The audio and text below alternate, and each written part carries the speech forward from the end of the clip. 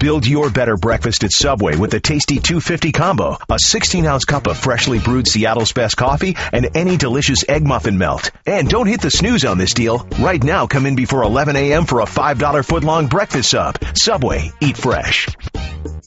The BS Report is a free-flowing conversation that occasionally touches on mature subjects. First of all, This is the BS Report with Bill Simmons. it might be cool, I don't know. And if it's not, I don't The care. BS Report with Bill Simmons. Bill Simmons works for ESPN. He's also named the sports guy, and he writes a comical sports column. He must be a popular dude. The BS Report. It's got a real dirty sound, like a rusty steak knife cutting through a well-aged steak. Now. Here's Bill Simmons. Welcome to the BS Report, taping this on a Friday, on a sunny day here in Southern California. Running this during my book tour week. I'm going to be traveling for a few days, going to New York on Tuesday, Washington on Wednesday, San Francisco on Thursday, and Dallas on Saturday. 4 book tour signings, so check out ESPN.com for the details of that. So we taped this a little ahead of time. The czar of reality TV, Dave Jacoby in the Subway Fresh Take Hotline. What's happening? Not much, man. What's with you, Bill? We could actually do this ahead of time because all the shows that we care about run on Wednesday and Thursday. So even though we're taping this on a Friday, nothing really would have changed. It's not like sports. Yeah. Unless CT kills someone in the next 5 days, which I'm not ruling out. Which is always on the books. Let's go with, what do you want to start with? You tell me. I'd like to start with CT. I mean, that's Okay. the big news. You got to lead with CT.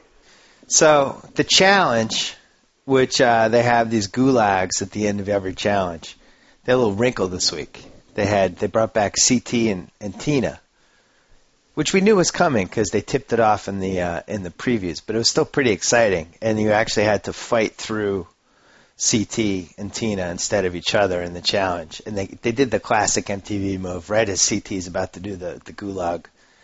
They do the to be continued. Do you like that, or you respect it as a TV producer, right?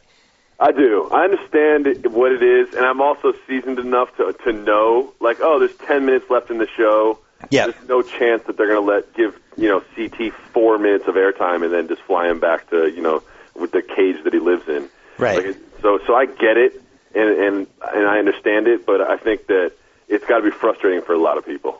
Yeah, it's going to be a tough week waiting for this to play out, especially because they did the random as they faded to black. Somebody who was watching it screamed, "Oh my God!" Yeah, it's almost like he pulled out a knife and slit someone's throat. I know he's eating him. I can't believe that happened. It's like a zombie in Walking Dead. He's just eating flesh. It's like he ripped someone's arm off and beat them with it.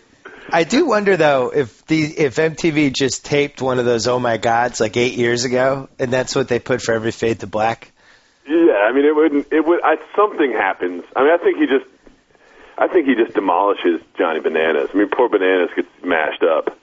Poor, but though, on the other hand, he deserved it because out of anybody on this show, he's the one that always seems to figure out a way not to have to ever fight in a position where he might get kicked off if he loses. Yeah. He's always like, well, why don't you? It would be like if we were all together, I'd be like, well, Jacoby, you go, and I'll go after. But he never goes, so it's kind of, he got his poetic justice, I thought. Yeah, I mean, the one thing that really struck me was there's a few things about CT, just his physical presence. I mean, he put on even another 30 pounds of muscle. Right. And he's huge. He looks like a fullback in the NFL. Well, we know from a couple readers that I have that he is a trainer in Boston. Yeah. He was working in some health club, or he's doing something where he's working out. I mean, I think much like Dr. Drew, he's sort of found his calling in life. I mean, being a personal trainer is perfect for CT. Like, you're kind of scared of him, so he's intimidating, so you have to show up on time, and you're ready to work out. He gets his aggression out. I'm not really happy that he's found this career path. He might fight you if you don't do an extra crunch. Yeah, that's what I'm saying. Like, you're kind of physically intimidated by the guy. Like, Yeah. it's not like, oh, man, I'm just going to take it easy today. It's like, no, I can't take it easy. CT's here. Another thing is, he looked like he'd been crying for like 18 hours before he showed up on the show. He's got like puffy eyes. He's all red. He didn't stop moving. Like, he was freaking me out. He was definitely either cycling or had just drank a lot of coffee right beforehand. Yeah, or did like a half an ounce of crystal meth. Like any of the above is possible. Were you stand still? Were you disappointed by the Tina choice? I feel like they could have done a lot better. I'm glad you brought that up. Yeah. It's like, if you're going to bring in the ringer to dominate the competition, they can't lose. Like, Yeah. she lost. She lost. She lost. It was like, oh, we've got Tina coming in to take over, and then she ends up, kind of getting her butt kicked. And I'll tell you another secret, Jacobs. Never was really that impressed with her. She doesn't have that invincibility that CT had. I think the move was Evelyn. You could play, yeah. And maybe she canceled last minute or something. Because No, she's I the actually one have that, some inside information. It Okay. came down to her agent. They didn't want her to wear the visor, and that was just that was a bargaining point for her, a line that she couldn't cross. She's like, no, if I'm going on the thing, I'm going to wear the visor. Stop. They're like, no, you can't wear a visor in the gulag. And then she's like, fine, I'm not going. Does that visor have a logo on it? No. Oh. So Tina was a disappointment. CT not a disappointment. CT, and in fact, I had the Miz on. It would have been last week because we're taping this for next week, and asked him if he thought CT could have been a wrestler, and he did say that CT fit a lot of characteristics. He did wonder if he could play nice with others and sell other wrestlers and things like that. But I mean, it would be interesting. There's a place for him somewhere. There is. I agree. You know what I mean? Like, the man is like a Sasquatch. He's like a coked-up Sasquatch, just He's ready to attack anything that comes in his path. We had the Loch Ness Monster and Sasquatch. Now there's CT. Yeah, exactly. We'll be telling our kids bedtime stories about CT. Like, if you don't go to bed, CT is going to come out of the closet and come The History Channel is going to be tonight on the History Channel. The legend of CT. The trainer in Boston who ran wild. Yeah, I do think that, like, if you told me that he had some sort of First Blood / Stallone situation where he was wrongly arrested and ended up in the woods taking on, like, an entire town's police department for 3 days, I could totally see him doing that. Yeah, for sure. And winning. For sure. I think that MTV made a huge mistake here. I'm going under the assumption that they fly CT out there, he does this gulag thing, and then never goes in the house. Oh. I'm thinking that's going to happen. I think that's just like a really bad idea. Maybe he's not allowed in the house. I think he needs to go in the house. I mean, honestly, like, the guy, he's got a job. Like, he shows up at a job every day, like, punches the clock, says hi to his manager. Like, he's not, like, some sort of monster that's just going to, like, eat people. Well, we're not sure, but we think. I think. I mean, like, the majority says, like, I think that he can go into the house and live there for a couple of weeks without killing anybody. He might assault somebody, but he won't kill anybody. I thought when you said they were making a big mistake, I thought you were going to say that whatever gym or club that he works at, that should just be a reality show. That's not bad. If you had enough personalities in there? I don't know. More like a True Life, I'm a personal trainer. I'd watch that. Just all an right, hour, so you're telling me special. You're telling me if I said there's a reality show with CT that launches tonight, you're not at least watching the pilot? Oh, for sure. Okay. Well, For sure I'm watching the pilot. You got to think about it then. I know, but if you say there's a reality show, I'm watching the pilot regardless. so there's that. That's true. Yeah. So it's on the board. Overall, I think this challenge season's been pretty good, including a tough one for you emotionally. God, I'm glad you brought that up because it was favorite. very difficult for me. I know where you're going with this. Your favorite, Cara Maria, has turned out to be the weak link of a team. No, it's not just that. It's the Cara Maria Laurel thing. Like I've been forced to choose sides. Oh yeah, because what did you exchange emails with Laura? Something happened. No, we've got a mutual friend who co-signs her, and and so I'm like, hey, that's my girl. Right. And I really like the two of them, and they kind of hate each other, and I don't know what to do. But I've realized that while I've been so Laurel is one of the greatest athletes that our country's ever produced, is kind of crazy. Yeah, I'm not sure. She's out of her mind. We didn't see this side from her last year. This is a really mean-spirited, crazy, Cortland Finnegan-y type personality we're seeing from her this year. And I like it. I consider her sort of the Blake Griffin of the challenge. It's like, you know what? You're not really breaking out yet, but I look forward to a long career of watching you do what you do. I'm glad you brought him up. It's really, I can't believe I actually am excited to go to Clipper games now. Oh, when we went to the Clipper game, I had a ball. Yeah, you said it was one of the top 3 basketball experiences you'd ever had. It was. I think the thing people don't realize with Griffin is that you just don't know when something's going to happen. And I just don't think there's a lot of athletes like that. Where you're sitting there in the seat and you're like, I can't text because the Clippers have the ball and something might happen with him. So you're just you're concentrating the whole time almost. My favorite thing is he just looks at the point guard, points at the basket, and then runs up and jumps and dunks it. He does have some CT. He just point at the basket, like, dude, throw it over there. I'll just catch it. Like, wherever. Either side of the basket, doesn't matter. I'll just jump up there and catch it and dunk it on people. He does have some CT qualities. Yes, he does. Force of nature. Ball, throw, over there, yes, dunk. Smash. Alley-oop, most alley-oop again. Yeah. He tried to Mozgov somebody on Wednesday night of last week. His Spurs failed game. dunk attempts are better than 99% of the league's accomplishments. Yeah, it was the most exciting moment of the game, and he just got fouled, and it wasn't even a dunk. But he'll try things that you just don't see. They're just almost like out of the X Games. Yeah. You're like, whoa, he's gonna skateboard on that 50-foot ramp, really? Like that's what some of his moves are like that. Human. Yeah. He's like 3 games away from dunking on his own basket just to do it. He's just going to get a defensive rebound and just dunk it on somebody just because he can. I do think he might give us the greatest NBA highlight ever. Ooh. I really do. I think we could see him do something like catch an alley-oop over the backboard or some – I don't even know what it'll be. It'll be something. Or vault a 7-foot guy or something. Are we going to put him in the dunk contest? Can we do that? Whoever's in control of that?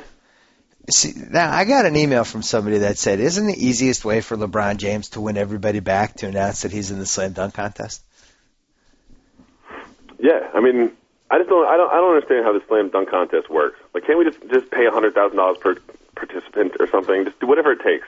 Well, it does seem like they should pull some people outside of the NBA and involve them. So, like the Flight Brothers? Well, they should have the best street dunker. They should have the best college dunker. They should have the best D-League dunker, and then the 3 best NBA dunkers, and the best EuroLeague dunker, and make this like a real competition. They're afraid to do anything. Yeah, it's kind of Jacobs, we're taping this on a Friday. The WNBA commissioner resigned today to launch a marketing company. I'm thinking about throwing my hat in the ring. Is the WNBA commissioner? Yeah. All right, well, the natural follow-up question is, what are you going to change? 9-foot rims. Men in the league. 4-point shot. 4-point shot. 4-point shot. It's like the MTV Rock and Jock Challenge all of a sudden. Fine. Good. Here's the thing. Take some chances. Whoever takes over the WNBA. Take some chances.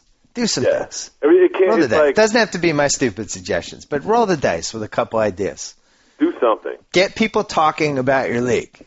Every Friday night, 9-foot rims. Do things that will have ideas that make sense, but also are things that they would talk about in the first 2 blocks of Pardon the Interruption. Where they would be like, hey, Wilbon, did you see what the WNBA is doing this week? They have a 4-point shot now. Like I think that'd be a great idea. Basically, just any weird idea that anyone's ever suggested for the NBA, they should just try out in the WNBA. And I think the NHL Winter Classic's a great example of a weird idea that gets them attention that they wouldn't normally get. Who the hell cares about the NHL in the first week of January? You know? That's how you got to think. The WNBA is just basically trying to do a replica NBA with a slightly smaller ball and everything else feels the same, and it's not going to work. And that's why nobody cares. Yeah. Anyway, I might apply for the job, Jacobs. Look, I'll support you wholeheartedly. Thank you. Because I don't know if the sports czar is going to work out because Obama has, much bigger fish to fry. I thought he'd have the country solved by now. I thought he would be able to turn his attention to sports. That's what I signed up for, too. Yeah, we're now entering year 3, and it's, so I don't think the sports still no playoffs in college football. That was one of his big initiatives. I know. Yeah, it's down low in the chain now. All right, back to the challenge. Okay. So, person you've been most impressed by this season? So, the person who's exceeded your expectations. Oh, hands down, no question. My favorite children's book author, Abram. He was kind of an afterthought before this season. Oh, I disagree. And now he's like, it's like he's like a leader. He's a weirdo. He's got these terrible tattoos. Like, have you seen his tattoos? Like, every time he's on screen, I'm just like, what is that? He has tattoos that look like tattoos people make when they're in prison. When they have only homemade equipment. I may be wrong, and I usually am, but I think he gave himself those tattoos. Listen, you don't have to sell me in that statement. Yeah, it looks like he gave himself those tattoos at the very least. Well, just remember, in our fantasy challenge draft, I picked him in the first round. Oh no, I picked Laurel. I had the number 3 and number 4 picks. I took him and Laurel. Yeah, Laurel's on the same team. That's looking pretty good. Laurel's easily the best athlete there, men, female, whatever. Yeah, you watch her and you feel like maybe her parents failed because she should have represented our country in some sport. It's something. I mean, when you're the commissioner of the WNBA, can you just sign Laurel up to a team, please? That's a great idea. There you go. Every team has one reality star, and they have to play 3 minutes. See, it's one thing to have the people on the bench, but if they have to play 3 minutes a game, then it becomes like, all right, how do we play Laurel? We got to play Laurel for these 3 minutes. That's the kind of idea that I like, Jacobs. Yeah. Kornheiser and Wilbon would talk about that in the B block. They would. Maybe we can get like a celebrity appearance too. I can feel the intro. Tony, WNBA is trying something. Celebrity players, and they have to play 3 minutes. Do you like this? So, yeah, that's a great idea. Somehow get Kat Stacks involved. I'm not really sure how. Just get her involved. That's another good idea. Yeah, the magnet for publicity. That is the website that nobody has launched yet that I can't believe. The what hoochies every NBA player is following on Twitter. Oh, website. Yeah. Who's following the most? What hoochie is being followed by the most guys? How is this not a website? We have a cajillion websites. We have 100,000 sports blogs that are all the same sports blog, and we can't have this website? I think that's a great idea. I think SportsHoochie.com. You think what? I think Lipstick Alley is kind of the closest thing. I would love to know which NBA player follows the most, and whether the NBA versus NFL, who follows more. I think we need to get like some really some of your sports nerd stat friends. Yeah. We need to stick them on, so it becomes like a real data-based analysis. Yeah. You know what I mean? It's not just like a little jokey thing. Is that there's like stats, and it's like kind of like the back of a baseball card for video hoochies. You know? The Elias Hoochie Bureau. Yeah, exactly. Like you can go up and down. You know what I mean? Yeah. Like you know, it's like she's followed by 32 NFL players, but 55 NBA players. That'd be great. I love it. You get a whole fantasy thing about it, like I drafted Kat Stacks in the first round. Oh, that'd be a great fantasy. Oh, I'm glad you brought this up, Joe. We did a celebrity cheater fantasy draft a year ago. Joe House found the email. We were very excited because a couple of the people that were drafted actually got picked. So we've co-winners. Yeah. Tony Parker was number 23. Somebody drafted, and I was really proud and excited and delighted. I picked Jesse James with the 41st pick. That was a great pick. Thank you.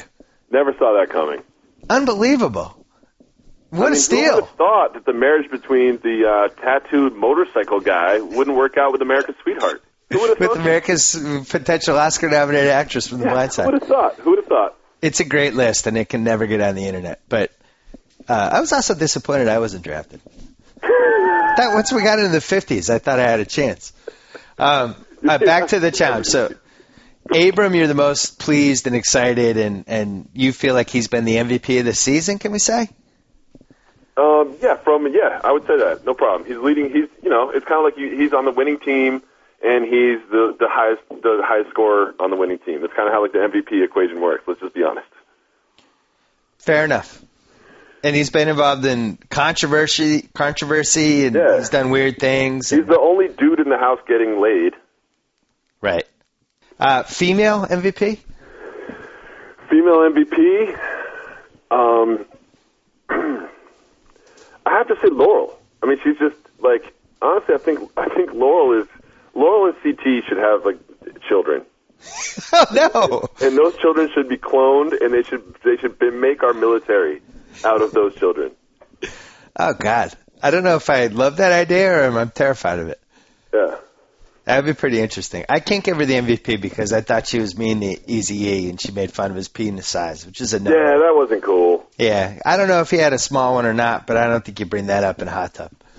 It's just like of him, like of all the people to like point your hate laser at, like Eazy-E. Everybody loves Eazy-E. Yeah, I thought that was mean. One important point I want to make, Bill, is shout out to TJ. TJ's back. He's making recoveries.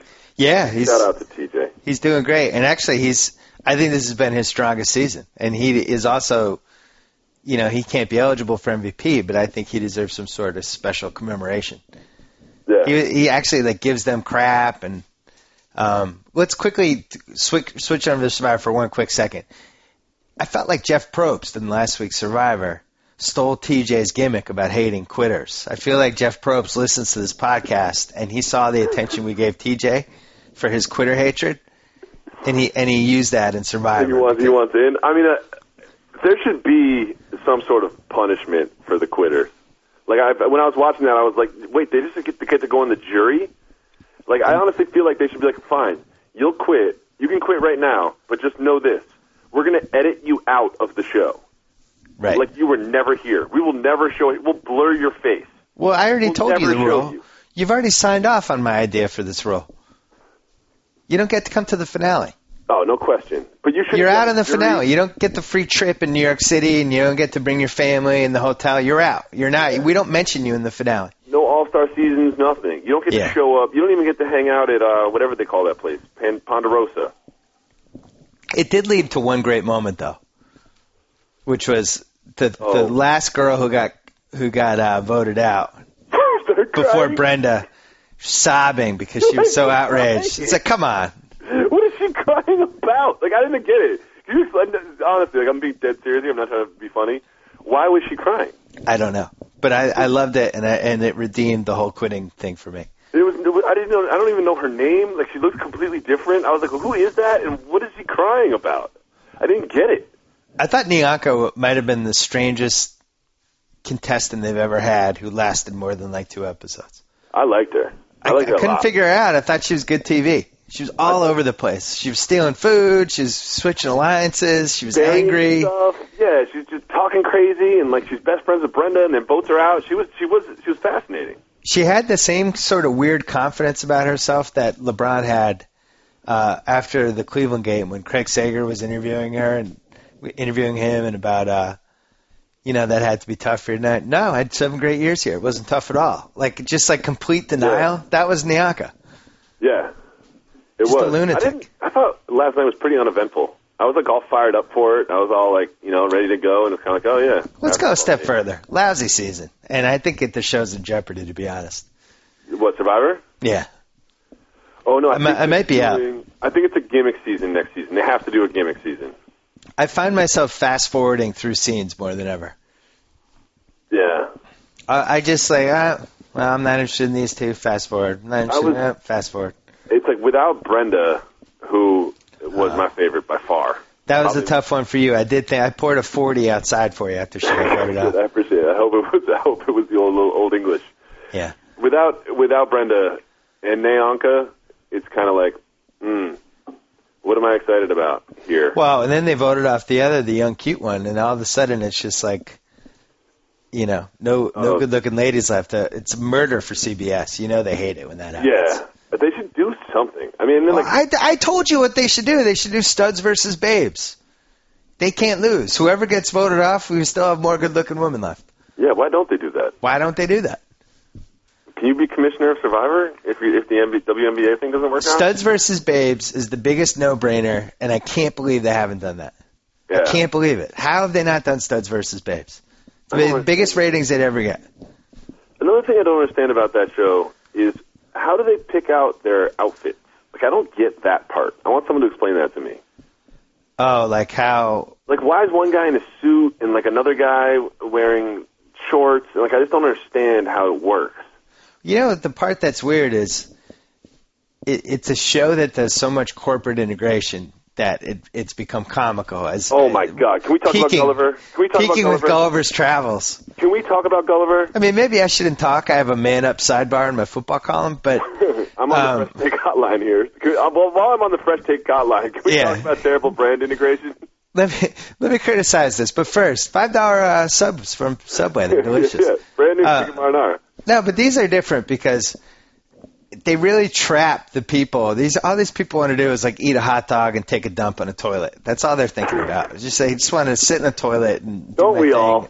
And I want to eat a hot dog and I want to have chips. And they're like, no, you got to watch this Gulliver's Travels. Like, nobody's like, woohoo! Get to sit for a 2-hour movie with Jack Black. That's going to be terrible. But I don't understand how this conversation happened with the producer of that show. They're like, all right, Gulliver's Travels wants to do some weird brand integration. First of all, I'd be like, what? And and then they're like, okay, fine, we'll do it. And then they're like, okay, we want to do an entire challenge, which is going to be one of your entire segments, where they carry around a Gulliver doll. I'd be like, no, but someone said yes. And then they're like, and then the reward for that challenge is watching the movie. And then while they watch the movie, we're going to show clips of the movie. Yeah. And then during the tribal council, Jeff Probst is going to ask them how they liked the movie. Yeah. It was like, it's half the show was about Gulliver's Travels. This is where Joe Mead goes, oh, Bill, Gulliver's Travels is coming on as a sponsor next month. We got to cut this out. Joe? Yeah.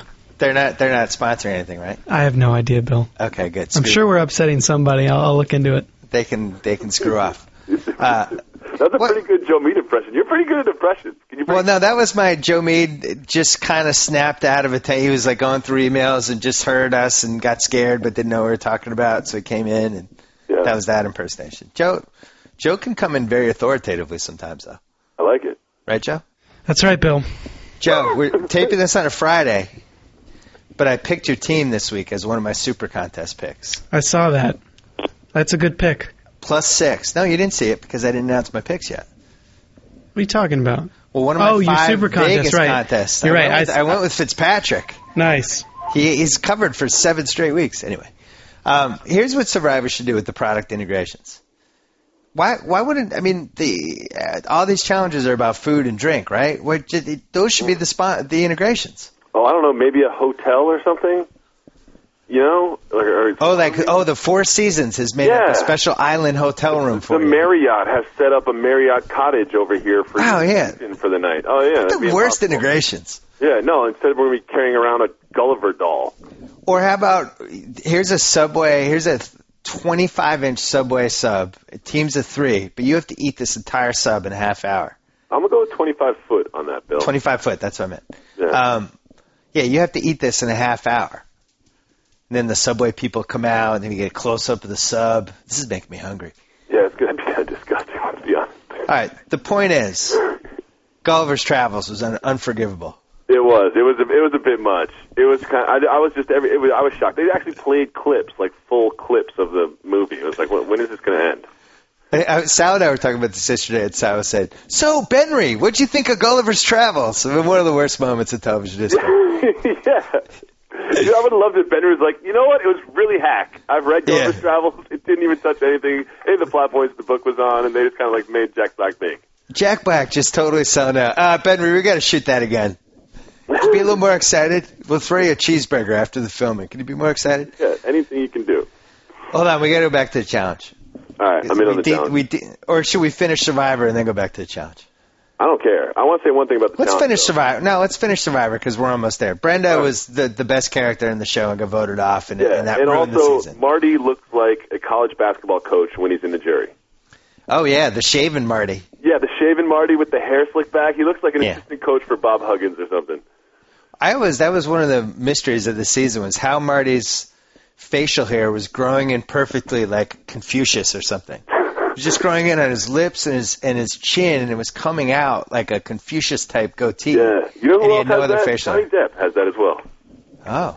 Yeah, big Johnny Depp fan. That movie looks creepy, though. Tourist? Not in a good way, yeah. Jolie and Depp creep me out as a combo. Yeah. Angelina Jolie creeps me out. I'm convinced she's an alien. Like, it's going to come out in like 4 years. They're going to be like, oh, Angelina Jolie's an alien. It's like, oh, okay, that makes sense. She's the most allegedly sexy woman who, I don't know anybody who thinks she's sexy. Yeah, because we just know too much about her at this point. All right, so Survivor, obviously the old lady who looks like Mrs. Holland's Opus's wife, she's going to win, right? Jane? Jane, yeah. Yeah. Jane's going to win. If I was a horror movie producer, I would cast Jane to be something. You know, like someone's mother or something. Like, you could really give her some good makeup, and she would look awesome. The new Friday the 13th, she's Jason Voorhees' She's Jason's mother. mom, yeah, exactly. Yeah. Like, wouldn't she be good in that role? Well, Brenda was the smartest one, and right until she didn't realize that she needed to do some tap dancing. But she said from the 4th episode that Jane was going to win. Yeah. They had to get rid of her right then, because if they didn't, she was going to get to the jury and she was going to win, and that's what's going to happen. You almost don't need to watch the show anymore.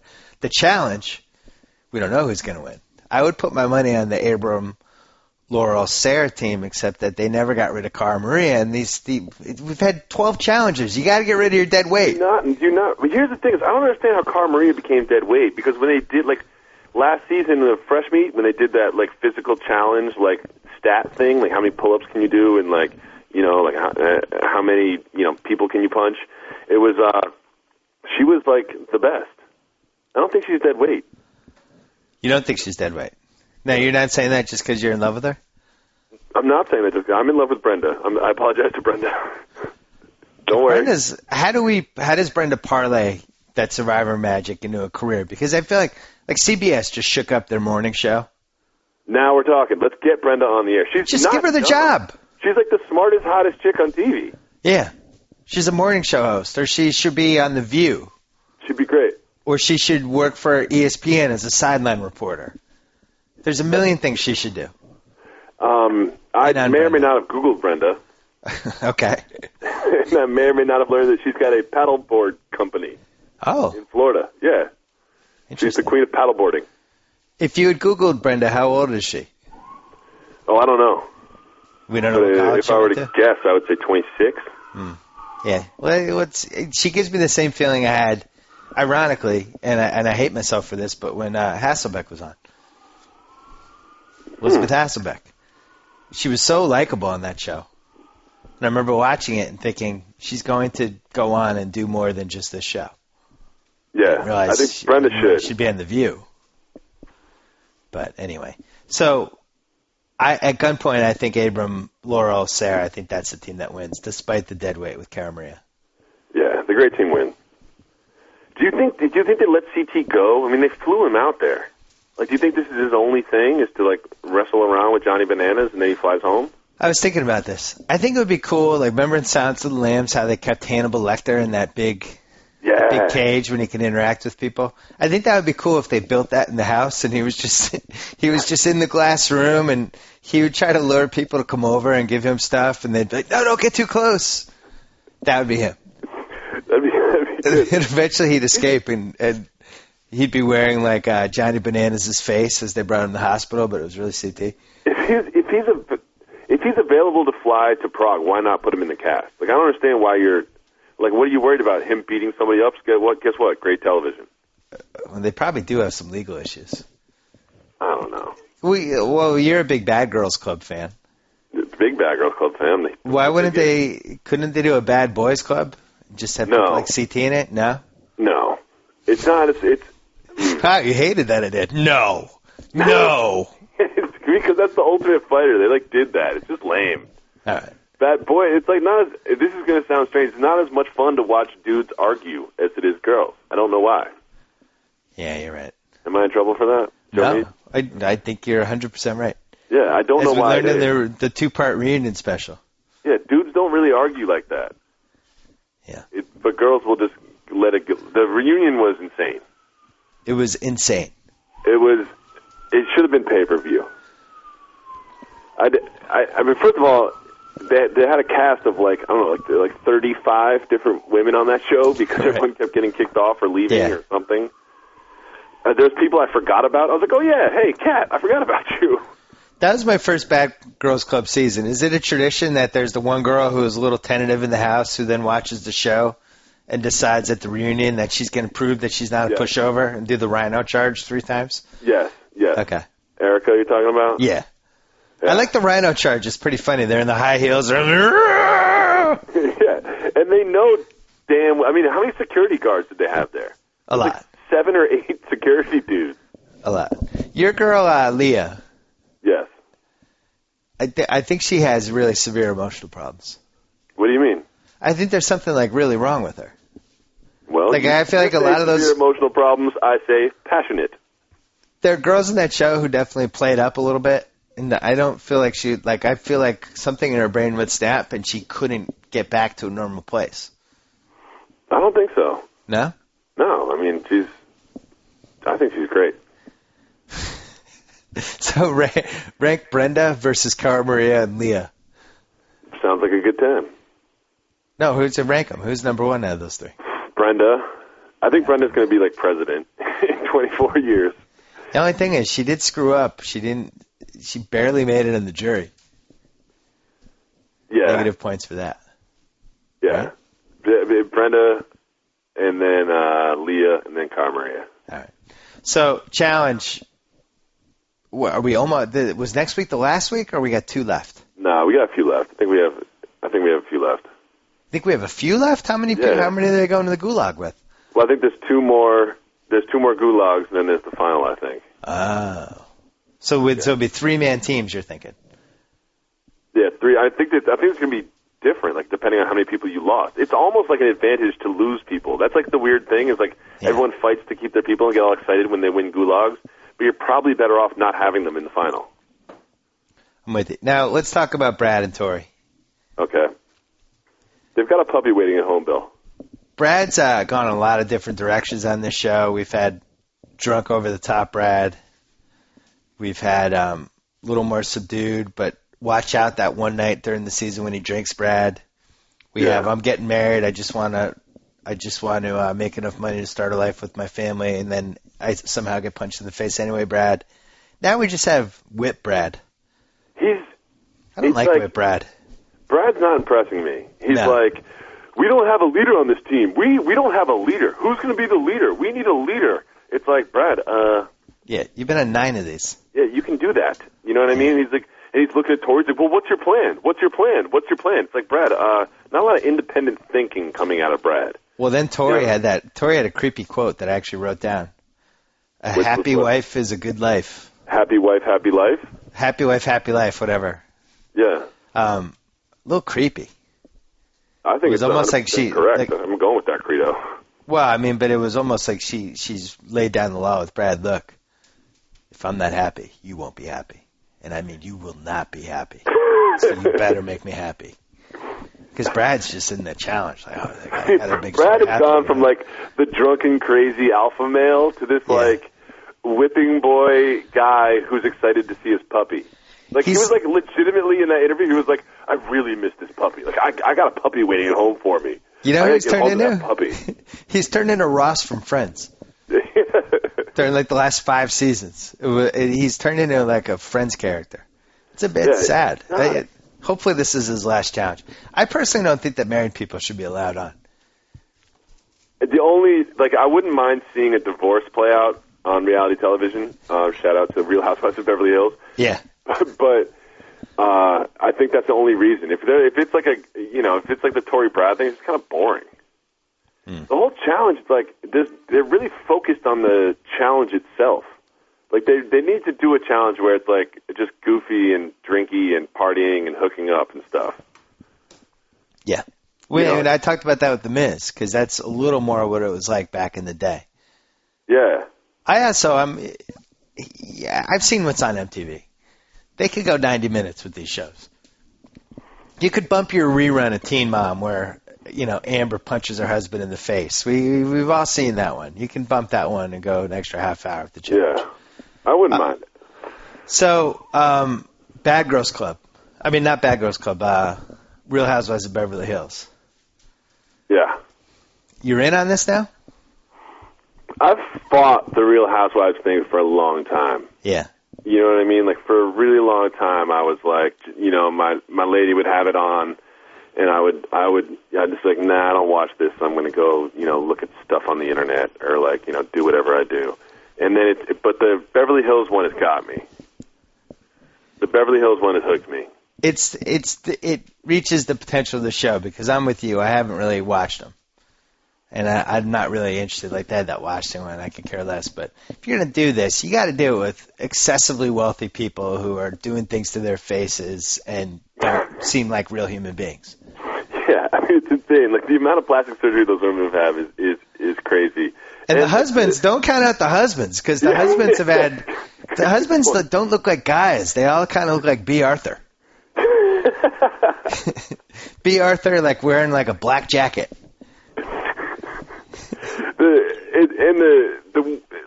And Kelsey Grammer is the strangest phenomenon. Like, I don't know how he signed up for this, or if he signed. Oh, I don't think he did. Form. Did he sign the release form? Listen, I know from being married myself, things happen in my life that I had apparently agreed to and don't remember, because I was probably watching a game and my wife was like, "Hey, I wanted to buy some art for the living room. Is that cool with you?" Yeah, sure, whatever. Yeah, whatever. And they're like, "Where did that painting come from, and how much did that cost?" You told me I could buy it. We're putting your daughter in a $40,000 a year prep school. Is that cool? Like, yeah, whatever. Yeah, cool. Sounds great. So I have a feeling that she told him she was doing this, but he was like working on that play in New York City and like misheard or didn't understand. I think he was actually on the phone with his divorce lawyer at the time. he clicked over. Yeah, he's like, yeah, whatever. Yeah. Let's draw up this document. Anyway, back to my money. How much do I get to keep?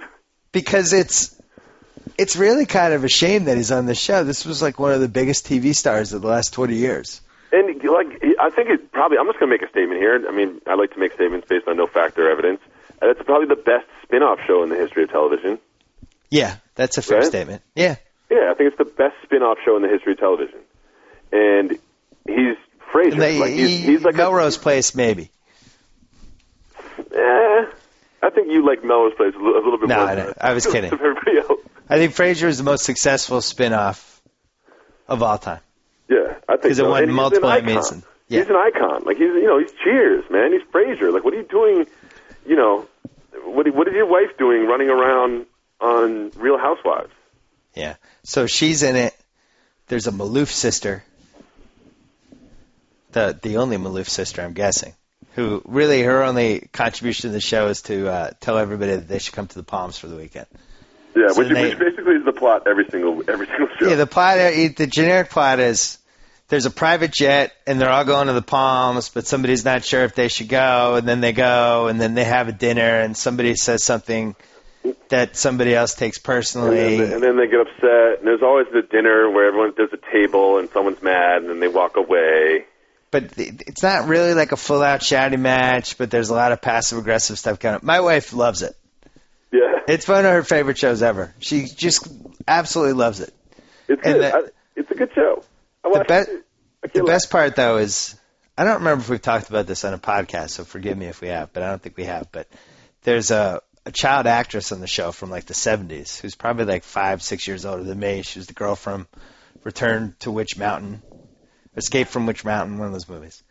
And it's Paris Hilton's aunt. And her sister was also a child actress who played Lindsay in one of my favorite movies ever, Halloween, the little girl. She escaped from Michael Myers. Oh, yeah. So these two sisters are on the show, and one of them is like, she just keeps bringing up what a big child star she was and what a giant adjustment it was. When someone needs to tell her that was 30 years ago. Well, yeah, A, 35 years ago. B, you weren't a star. I don't know who you are. I know everybody. I don't know who you are. 1969. Like it's just not the case. At one point, she was like, I was with Paris, and Paris was complaining. I was like, honey, I was a much bigger celebrity than you are. And Paris was like, what? And who are you? Yeah, it's like, what's your name again? Have you been in a coma for the last 40 years? Because you should have accomplished something in those 40 years. She's my favorite character because she's got these 4 kids and she's got to move from one house to a smaller house. But this is, my wife picks up on this stuff because my wife's always asking questions and I'm like reading some magazine or all I do every week is try to figure out my football picks. And so I'm just constantly just looking up from some USA Today Sports Weekly or something. But she was like, at one point this girl casually mentioned that the same dad wasn't the dad for all of her kids. It was kind of like a Sean Kemp situation. I think she had 4 kids, but there were 3 dads. Oh. And then my wife was like, well, why doesn't one of the dads pay for the house? And she just has a million questions. So anyway. That makes sense. But the sister dynamic is good. It's a good show. It's all right. I've also kept my streak. This is a Corolla move of pretending I don't watch it TiVoing it for my wife and never insinuating that we should watch it or never instigating it. But once it comes on, I'm like, yeah, I'll sit down and read a magazine, and I'm watching the whole thing, but pretending I'm not. Oh, Bill, I have absolutely no idea what you're talking about. You don't know what I'm talking about? Never done anything like that in my life. Never. You know what I can't watch, Bill? What? I cannot watch this one show. Not because I don't like it, because it makes me feel weird. Is Sister Wives. Have you seen that? I have not. Oh, it's like a weird science experiment. Just turn it on for a bit and like see how long you can watch it. What is it? It's like basically this was the pitch that some producer walked in and they're like, you know the show Big Love on HBO? Yeah, we're gonna make that a reality show. Oh no. The guy has 3 wives and he's marrying a 4th, and the guy is like the most hateable human being on the whole entire planet. It's weird, man. What channel is that on? I want to say Bravo. I want to say. I have a question that we talked about at It's on TLC. Thanks. Joe Mead. Joe Mead, he's successfully looked up hostitutes. Now he's ready to go. Nice. What, in your opinion, what do you think happened to the whole Laguna Beach era of programming? House and I were talking about this a couple weeks ago. They had, not only do we have the Laguna Beaches, but then we had that Hawaiian show. Was I talking about this with you or House? Probably House. I don't know. I don't remember That anything. Hawaiian show, the one year, the surfers in Hawaii. Oh, yeah, we were talking about that. Yeah, you and I were talking about this. That show was great. What happened to that genre of shows? Were they too expensive? No. I like those shows. I think it didn't go anywhere. I mean, I don't know how they didn't do that in New York yet. Like, no one's ever been like, hey. Well, that's another show. What was that show with the New York kids? Oh, like Fame or something? It was like NYC the Prep? High School for the Performing Arts. It's the Bravo show. Yeah. No. It was the show with it was like called NYC Prep or something like that. It seems easy. I like those shows. Maybe they're too expensive. Yeah, Downtown Girls was a show for a while. I mean, they've tried. I don't think they're too expensive. I don't know how that doesn't work, though. Just taking attractive high school kids and putting them on TV and making them fight with each other. And I also don't understand why HBO or Showtime hasn't delved into this and taken a Bad Girls where we say this all the time, but what chain of events needs to happen to have that happen? To get HBO in the game, like some sort of like full frontal swearing, fighting, just turn it up a notch. 7 actors and actresses at different points of their career. You know, like all fledgling. Yeah, I'll buy that. You know, when I went to the Clipper game on last Wednesday, I spent the halftime talking to 2 actors in the adult film industry who came up to me and started a conversation. Wait. Yeah. How did we not lead the podcast with this? Well, I don't know. What? I mean, how many? Which of the 50 follow-up questions should I ask? So, male or female? Both male, both actors. Both male. Well, you're not going to. Actually, Sasha Grey was at this game, but she, probably not a sports fan. So there are 3 porn. Maybe that's why Blake was playing so hard. Sasha Grey was at a Clippers game? Yeah, courtside. Maybe that's why Blake was playing so hard. Yeah. Blake's like, woo! Yeah, it was 2 actors. One was named Christian, who's like, seems like he's younger than us. And the other one was one of the legends, Joey Silvera, who was in that Ron Jeremy era of when they only had like 8 guys. And huge NBA fan. And I was like, just talking basketball and, obviously talked about the industry a little bit. They filled me. What did you learn? Well, there was a big HIV scare in the industry, Jacobs. A few weeks it's just shocking. Shut down the industry for a few weeks while they made sure nobody was contaminated. It was somebody who wasn't really a performer but was dating somebody who was in a lot of scenes, so everybody was really worried. And it turned out to be fine. But this is the stuff, like we don't have that blog for this stuff that would tell us what's going on. Yeah, I'm curious. Yeah. What did they say about the female performers? I only had 12 minutes, but the best part was I was up there because I was going to meet my friend Kent, who's a Spurs fan, who's going to come over at halftime. So we were like, yeah, let's meet up at the spot. So I'm talking to these guys, and then Kent comes in, and I'm like, hey, this is my friend Kent. I introduced him to 2 guys, and then we go right back into whatever porn thing we were talking about. Just like, wow, Kent had the same look on his face that Johnny Bananas had when CT showed up. He was totally confused. So I know it's 6 months, but wow, you've really found a new circle of friends, huh? Yeah. So it was pretty funny. The other funny thing about the guy Joey was that people were walking by him and doing the double take, but then trying to pretend they didn't recognize him. This is a guy who's been in these things for 30 years. So people are walking by and like, hey, I don't know who that is. Yeah, I thought I might have gone to college with that guy or something. I don't know. It was pretty funny, though. The guys are really nice guys. Anyway, that was my most random Clipper moment of the year. But it's definitely it's been getting a little wacky this year. There's energy in the crowd with Blake Griffin. There's weird celebrities going. Feels like something's happening here, Jacoby. Something's happening with the Clippers, man. It's exciting. Baron Davis is back. I'm in on the Clippers. They're an easy team to like. It's like the Raiders this year. Like, there's no question that the Raiders are America's team this year. Yeah, it's true. There's no question. Who's not rooting for the Raiders to win? Barron's in an interesting spot because it's just quiet enough there that if he sucks, people are just going to start yelling fat jokes at him. So who? Like Griffin? No, Baron Davis. Oh, okay. Because he just came back and he's carrying the extra weight. He looks like somebody who just had their second kid and hasn't lost all the baby weight yet. Unfortunately, he's making $12 million a year. And it's quiet there because they don't pump in the noise and the fans are mostly, in a coma. So you can really get heckled pretty good if it's the right point of the game where there's just been a whistle and there's no noise. So Barron was playing really hard, and then he made one turnover. There was a stoppage, and somebody goes, "Have another donut, Barron!" It just echoed through the arena. It was awful. Oh man, yeah. I love Baron Davis so much. On the other hand, he deserved it. You're a professional athlete. You shouldn't be fat. He's good, man. I'll ride for Baron all day. He was great in this game. I like Baron Davis a lot. It's sad, though, you're sitting in the stands going, for the weight he's carrying, this guy's something. You know what I mean? It's backhanded compliments. When you're like, that dude's a professional athlete, and I think I'm in better shape than he is. You look at it's like CC's a athlete. Like, can't you just, jog 4 miles a day or something, or have a salad? Something. Yeah, I've been going on the treadmill for 4 weeks, and I'm now in better shape than the Clippers started quicker. Yeah, exactly. It doesn't make sense. So you get paid to move your body, man. Anything else we're missing, Czar? Did we hit everything?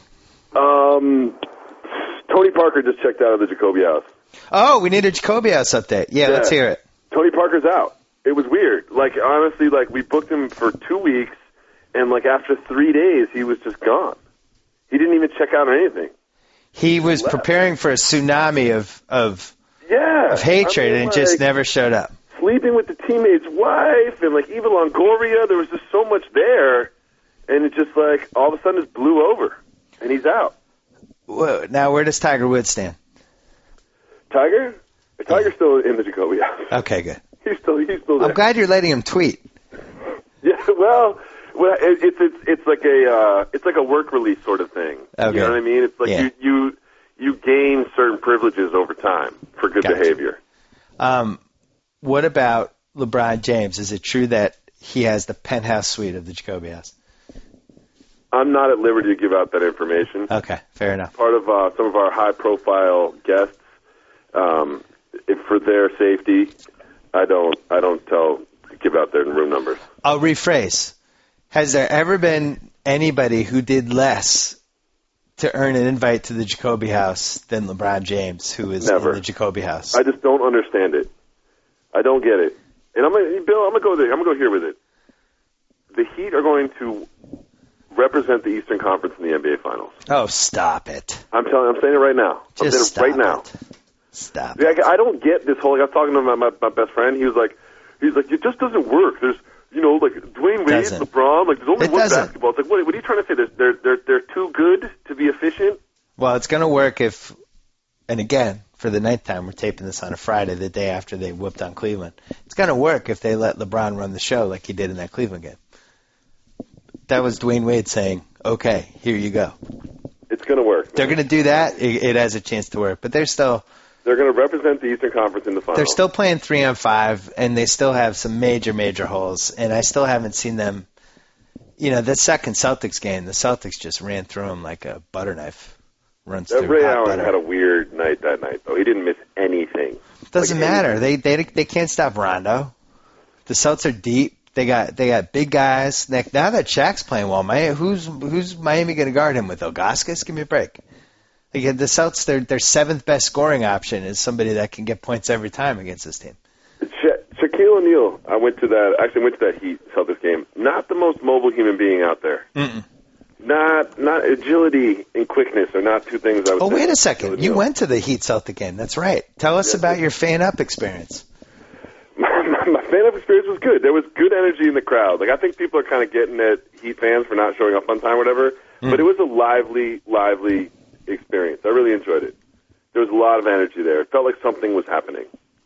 Really? Yeah, I had a great time. How was the eye candy compared to your Lakers playoff game experience last year? It's it's difficult for me to wrap my head around women getting dressed up for basketball games. Yeah. It's just weird. Yeah. And I would say that that the Lakers have it by a cup size. Oh. Yeah. Interesting. So you feel like LeBron doesn't regret his decision? Not at all. Okay. LeBron's having a great time at the Jacoby house. He's really moved in. Like, he's like, look, I'm going to be here for a while. He's really made the Jacoby house his home. Anybody else in the Jacoby house we should know about? Well, Tony Parker left. No one's really been going in lately. Cam Newton in there? Absolutely not. No, How come? everybody loves Cam Newton. He's going to win the national championship. For some reason, people are like blaming his father. He's fine. Cecil Newton, maybe checking in soon. I heard Cortland Finnegan tried to check in and couldn't. You rejected him. No. You let him in? No, I'd rejected him. He couldn't come in. Cortland Finnegan, as far as I'm concerned, like, oh wait, who's the best receiver? I'll get him kicked out of the game. I'll get under his skin and make him punch me in the face. Yeah. It's like I want that guy on my team. Yeah. I thought that was like a good week for him. He had a good game. He did get 2-piece though. All right, Dave Jacoby, the czar of reality TV. A pleasure to have you, as always. The next time we will talk will be after the Challenge Finals. Yeah, I'm excited about it. Okay, good. Take care of yourself. Everybody. So I get to sign off. Whoa! Thank you for downloading the BS Report with Bill Simmons. Too much fun. Check out more podcasts at the iTunes Music Store or at Podcenter at ESPNradio.com. Peace out. We've got some big news, so if you're currently standing, please sit down. Get comfortable. You ready? Okay, here you go. The Chicken Marinara Melt is back at Subway. That's right, this Meltastic number is back as the latest $5 footlong sub. Oh, mercy. Tender chicken and marinara sauce under a blanket of bubbly melted cheese on fresh toasted bread. Breathe deep. Stay focused. If you got a paper bag, please breathe into it, because the $5 footlong Chicken Marinara Melt. This delicious deal won't last long, so get your hands on one today. Just don't stand up too quickly. With such overwhelming good news, you're